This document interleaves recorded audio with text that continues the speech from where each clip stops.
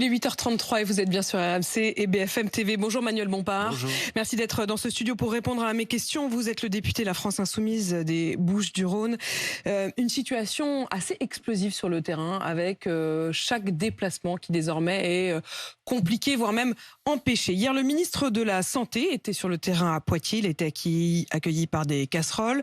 Le ministre de la Justice, lui, était dans la Sarthe. Il a été accueilli par des casseroles. Le ministre de l'Éducation était à Lyon. Déplacement très compliqué à chaque étape de son déplacement. Et puis alors un retour quasiment empêché. Pape Ndiaye qui a été contraint de rester cloîtré dans son train à quai, parce qu'une foule très en colère l'attendait au bout du quai et l'empêchait de descendre. Il a fini par être littéralement exfiltré. C'est bien ça, Manuel Bompard? C'est les conséquences de la volonté et de l'entêtement du président de la République. Il y a une opposition très forte à la réforme des retraites qui s'est exprimée dans ce pays depuis maintenant plusieurs mois. Elle s'est faite dans des manifestations très larges, calmes, démocratiques. Et aucun des messages qui ont été portés dans ces manifestations ont été entendus. En face, vous avez un président de la République qui a décidé de passer en force en utilisant tous les leviers de la Ve République pour imposer à un peuple qui n'en veut pas cette réforme. Et donc, il est normal que le peuple cherche des moyens pour exprimer sa colère. C'est ce qu'il fait. Jusqu'à ce que le président de la République commence à entendre le message et bouge. Et qui t'a bloqué comme ça des ministres dans un train? Je crois que qu'il y ait des rassemblements sur les lieux de présence des ministres, ça participe des moyens démocratiques qui existent pour que les Françaises et les Français puissent exprimer leur colère. Écoutez, ce qu'il faut comprendre, parce qu'on peut, si vous voulez, jeter pendant des semaines et des semaines des cris d'orfraie en disant « Mon Dieu, il y a des gens qui vont manifester ». Et si, j'ai entendu des... Écoutez, j'ai entendu... Ceux qui étaient franchement, j'ai entendu... Attendez, regardez. Vous n'allez pas reprocher à ce qu'on entende ces cris, à ce qu'on regarde ces cris, à ce qu'on regarde ces casseroles. C'est pas à eux que je m'en prends. Je dis que si on veut sortir de cette situation, il faut proposer une issue qui soit une issue politique, démocratique. Sinon, ça va continuer comme ça pendant des semaines et des semaines. Et on va essayer de comprendre. Mais enfin, moi, je voudrais savoir quel est votre point de vue sur cette situation et si vous trouvez que c'est bien et si vous trouvez qu'il faut que ça continue. Bien sûr. Je parle de cette histoire des casseroles, mais je parle aussi des réactions. D'ailleurs, ce matin, le ministre des Comptes publics, Gabriel Attal, à propos de ces manifestants, de ceux qui, notamment hier, à plusieurs étapes de la journée de Pape Ndiaye, l'ont attendu avec les casseroles, il dit « Aller de 14h à 17h, en pleine journée, en pleine semaine, attendre un ministre », il sous-entend que c'est pas tout à fait ceux qui travaillent, puisqu'ils ont le temps d'attendre. Il dit, par opposition, qu'il pense, lui, aux Français qui se lèvent le matin et qui vont bosser. Et à propos donc de ceux qui attendent, comme il dit, de 14h à 17h en pleine journée, en pleine semaine, un ministre, il dit qu'il s'agit de militants, de militants syndicaux et d'ultra-gauche, par opposition donc à ceux qui se lèvent le matin pour aller bosser. Si les opposants au passage en force d'Emmanuel Macron sont d'ultra-gauche, j'ai le regret d'informer Monsieur Attal que selon le sondage que vous avez publié ce matin, il y a presque 2/3 des Français qui sont d'ultra-gauche. Donc il faut être un peu sérieux et un peu raisonnable, qui disent que la bataille doit continuer, que la mobilisation doit continuer. Que la réélection d'Emmanuel Macron écoutez, il faut être un peu sérieux, un peu raisonnable. Les gens qui manifestent aujourd'hui leur opposition, ils s'amusent pas. Ils auraient mieux à faire que d'aller à l'endroit où le ministre vient pour son déplacement. Mais bien évidemment que c'est une France qui bosse. Il y a les casseroles et puis il y a ceux qui les tiennent. Et ceux qui le tiennent, c'est ceux qui font tourner le pays. C'est ceux qui se lèvent tôt le matin. C'est ceux qui arrivent à 62 ans et qui sont fatigués, qui sont épuisés, qui ont le dos cassé, qui n'ont pas envie de travailler 2 ans de plus parce qu'ils en ont pas la possibilité. C'est parfois des jeunes qui ont vu leurs parents arriver à 62 ans et pas pouvoir travailler 2 ans de plus, qui l'ont vu de leurs propres yeux. Faut pas mépriser les gens comme ça tout le temps, parce qu'à la fin, ça crée encore plus de colère. Donc, à un moment, il faut être raisonnable. Il y a une opposition qui est très forte dans ce pays à cette réforme. Il faut l'entendre. Et l'entendre, ça veut dire proposer une issue démocratique. La légitimité politique, c'est pas une formalité administrative. Elle est consentie. C'est-à-dire qu'il y a des élections. C'est-à-dire qu'il y a une démocratie sociale. Et qu'on dit, bon, c'est pas mon point de vue, mais comme c'est eux qui ont gagné, on va les laisser faire. Mais quand l'élection, elle se fait dans des circonstances qu'au deuxième tour de l'élection, on gagne face à l'extrême droite. Quand il y a une réforme qui, depuis 3 mois, voit 70% des Français s'y opposer. Quand il y a l'ensemble des organisations syndicales qui s'y opposent. Quand il y a des manifestations les plus puissantes dans ce pays depuis 30 ou 40 ans. Non, ça justifie le fait que le président de la République doit entendre ça et pas passer en force. Voilà ce que ça justifie. Et donc, ne vous étonnez pas ensuite que si vous avez un président de la République qui dit circuler, il y a rien à voir, on va passer à autre chose, bah les gens ils utilisent les moyens à leur disposition pour exprimer leur colère. Et les moyens à leur disposition, c'est de regarder où vont les ministres et puis d'y aller et puis de dire bah si c'est comme ça, on va pas vous laisser continuer. Voilà comment ça se passe. Donc, si je comprends bien, moi je les soutiens et je les encourage. Voilà, je suis très clair. Moi. Je les encourage, je leur dis continuez, lâchez rien, la bataille continue et au bout d'un moment ils vont être obligés de céder parce qu'ils vont plus pouvoir continuer comme ça. Voilà, c'est une bataille d'usure qui est engagée. Le président de la République a dit j'ai 100 jours, et ben en face il faut qu'ils s'attendent à 100 jours de mobilisation. Il y en a une qui s'est pas du tout écrasée hier, c'est la ministre de la Culture. Elle était à la cérémonie des Molières, c'est-à-dire les Césars du milieu du théâtre, et elle a été alpaguée sur scène par un certain nombre d'acteurs. Madame la ministre, nous ne sommes pas des chiens ni des chiennes, nous ne rentrerons pas à la niche et vive les casserolades. Voilà l'échange. Madame la ministre, nous ne sommes pas des chiens. Ni des chiennes. Et nous ne rentrerons pas à la niche. Alors ? À mes frères et à mes sœurs de lutte, que la lutte continue. D'habitude, le rôle du ministre, c'est de rester assis à rien dire, mais là, c'est pas possible. Vous avez une ministre à la tête de ce ministère qui a obtenu le budget historique le plus haut, plus 7% par rapport à l'année dernière. Inflation, facture d'énergie, j'ai débloqué des aides exceptionnelles, vous le savez, certains syndicats sont là. Le 7 février, on avait une réunion, vous avez demandé à la reporter. On l'a reportée au 16 mars. Vous n'êtes pas venu, vous avez demandé à la reporter. Elle est reportée au 27 avril, c'est jeudi. Vous avez encore demandé à l'annuler. Il est encore temps de changer d'avis, je suis là, ma porte est ouverte. Et bonne soirée à tous. La ministre de la Culture qui a fini par être applaudie, Rima Abdul-Malak. Honnêtement, quand elle décrit des situations où les réunions sont jour après jour annulées par les syndicats, qui eux-mêmes ensuite vont être adoubés par les acteurs qui disent « bah oui, il faut continuer la lutte », elle a raison. Je vois pas de quoi elle a raison. Elle a décrit une situation de dialogue social. Je suis pas à l'intérieur de ces négociations, mais je crois que les personnes qui se sont exprimées sur la scène ont exprimé là aussi leur opposition à cette réforme des retraites. Quand elle répond que honnêtement les aides ont été là pour. Oui, mais c'est pas le sujet en fait de l'interpellation. Le sujet de l'interpellation, c'est cette réforme des retraites qui va impacter en particulier les acteurs culturels, parce que vous le savez comme moi, c'est souvent des gens qui ont un statut. Mais pas tout dans le même sac, attendez, c'est qui ont un statut d'intermittent du spectacle, qui fait qu'ils ont souvent des carrières discontinues et des carrières hachées, et donc pour qui le fait de passer l'âge de départ à la retraite de 62 à 64 ans va agir en quelque sorte comme une double peine. C'était le sujet de l'interpellation. Elle répond à côté du sujet. Elle répond que pendant le Covid,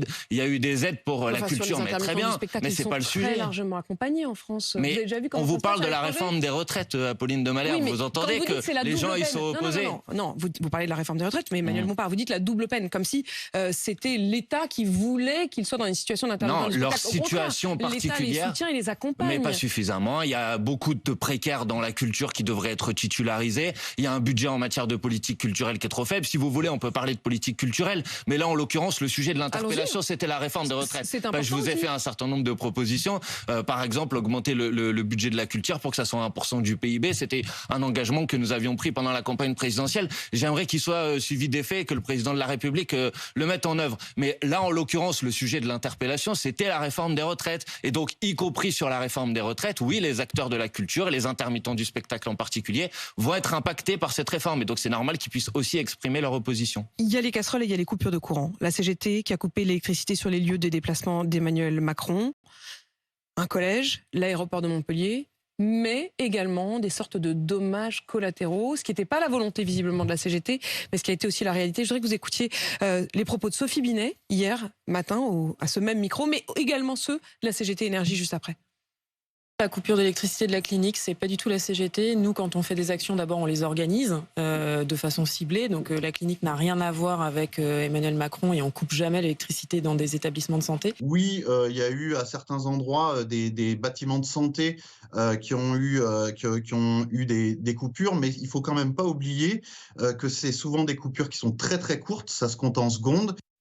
Est-ce que s'opposer politiquement, ça veut dire aussi aller jusqu'à prendre des risques. Non mais Apolline de Malherbe, faites pas l'enquête avant qu'elle ait eu lieu, puisque manifestement il y a une enquête qui a été ouverte. Vous avez la responsabilité. Non, il l'a revendiqué. Il s'agit de Fabrice Coudour qui revendique. Écoutez, la dernière fois qu'on nous a fait ce coup, on s'est rendu compte, en tout cas c'est ce que disaient les organisations syndicales, que ça avait été une erreur de remise en route du courant de la part des opérateurs qui avait impacté un établissement hospitalier et pas du tout l'organisation syndicale qui avait mis en place. Je ne sais pas, je ne connais pas les circonstances de cette situation. Un responsable CGT qui lui-même reconnaît. Non, il n'a pas reconnu. Il a dit que ça pouvait arriver que dans certains cas de figure, si j'en crois l'extrait que vous venez de démontrer, on l'a eu sur la longueur hier, il était l'invité de Poste. D'accord, très bien. Mais j'entends aussi Sophie Binet qui dit que c'est pas le cas. Donc moi, je ne sais pas qui croire, je n'en sais rien. Mais vous constatez bien qu'il y a des risques. Non, mais attendez, ce qui me paraît certain et évident, c'est que aucune organisation syndicale, aucun salarié,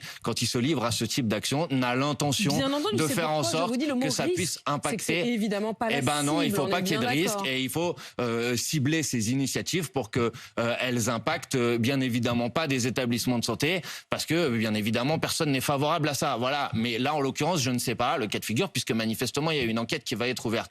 Écoutez, franchement, je sais qu'à chaque fois qu'il va y avoir des initiatives, moi je vous ai fait un certain nombre de propositions. Je peux les refaire ici si vous voulez. Il y a une première solution très simple, c'est de dire: écoutez, d'accord, je n'applique pas cette loi. Ça a déjà été fait. La loi sur le contrat première embauche avait été promulguée par le président de la République, Jacques Chirac, et n'avait pas été appliquée. Le président de la République, Emmanuel Macron, s'il veut permettre qu'on revienne à une situation la plus normale possible, peut dire voilà, bon, je l'applique pas parce que manifestement il n'y a pas de consentement à cette loi dans ce pays. S'ils préfèrent le traiter de manière démocratique, qu'ils soumettent le texte à un référendum. Il peut en prendre l'initiative. Dans son interview au Parisien, il dit: on fera un référendum, mais pas tout de suite, pas maintenant, demain. S'il est d'accord demain, pourquoi pas tout de suite? Bon, donc ça c'est une deuxième solution. Il répond aussi d'ailleurs qu'il demande à ses ministres d'aller sur le terrain. D'abord, il dit que lui, il continuera à y aller. Oui, mais aujourd'hui, ça va continuer. Et il dit à ses ministres de continuer à y aller. Au moins, ils se défaussent pas. Mais le problème, c'est pas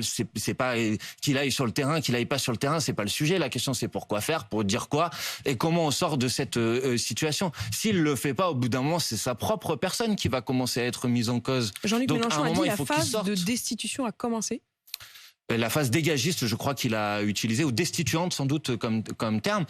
Clairement, au fur et à mesure que le président de la République s'entête, ce qui était initialement une crise liée à une réforme, celle des retraites, a pris une proportion beaucoup plus importante et ça devient une crise démocratique. Je reprends les termes de Laurent Berger, voire peut-être même une crise de régime.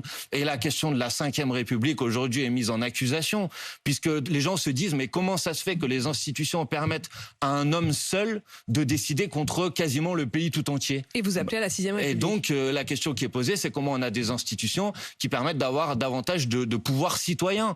Et sur ce sujet aussi, le président de la République s'entête. Sur la question des impôts, sur la question du pouvoir d'achat, sur la question des impôts d'abord, le Bercy sort aujourd'hui une sorte d'application où on va pouvoir voir où vont nos impôts.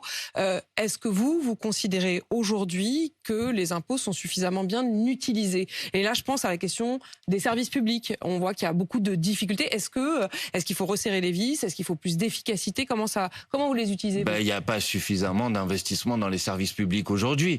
Il suffit d'aller, par exemple, d'avoir un problème de santé dans une zone rurale ou dans un quartier populaire. Et il s'agit d'aller dans un certain nombre d'établissements scolaires où vous verrez bien que les investissements en matière de services publics sont pas suffisants. Donc on peut discuter de la question de comment sont utilisés les impôts. Mais la question, c'est toujours le débat avec Monsieur Attal et c'est incroyable. C'est-à-dire quand vous proposez un impôt qui soit plus progressif, c'est-à-dire qui va donc se traduire pour certaines catégories de la population pour une augmentation d'impôts, mais pour l'immense majorité d'entre elles pour une baisse d'impôts, vous dites: vous voulez augmenter les impôts. Nous proposons une réforme fiscale dans laquelle 92% des Françaises et des Français vont voir leur impôt baisser.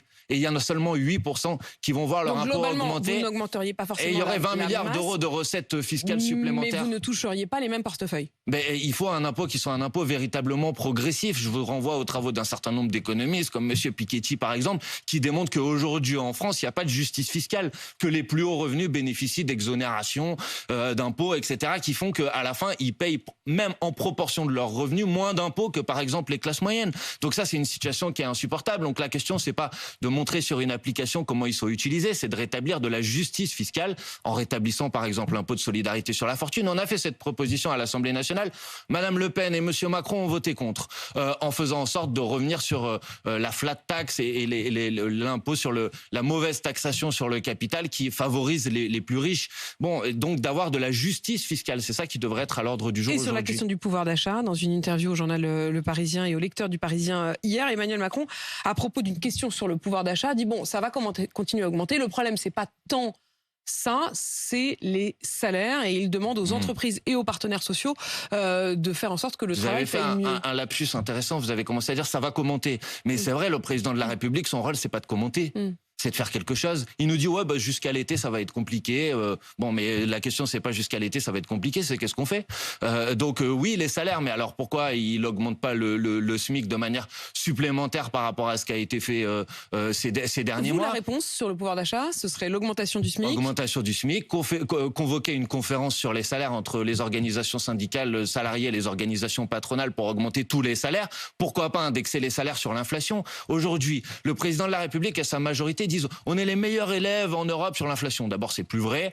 Ça a été vrai à un moment où l'inflation était plus faible en France qu'ailleurs, mais c'est pas le sujet. La question, c'est pas l'inflation. La question, c'est l'augmentation des revenus comparativement à l'inflation. Et en France, on est dans une des pires situations en Europe, c'est-à-dire qu'on a une inflation de 6% et que nos revenus augmentent à peu près en moyenne sur l'année de 3%. Donc c'est une baisse du pouvoir d'achat. Sur les salaires, c'est un peu ce qu'il fait. Alors il l'appelle pas comme ça, mais enfin quand il dit je demande aux partenaires sociaux et aux entreprises de s'emparer de cette question-là. Oui, mais lui, il demande, c'est toujours pareil. Il faut prendre une initiative. Mais non, mais bien sûr que si.